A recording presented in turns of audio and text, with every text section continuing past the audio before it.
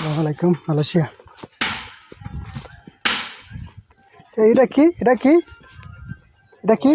হ্যাঁ, ওয়ার মানে না, এটা যে এটা টাঙ্কিটা স্টিল। এর ভিতরে কি আছেন? হ্যাঁ, চুলা চুলা।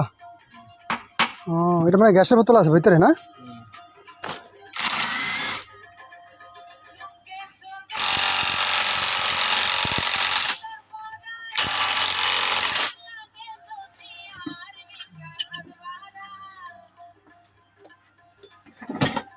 এই মালগুলা নতুন আছে।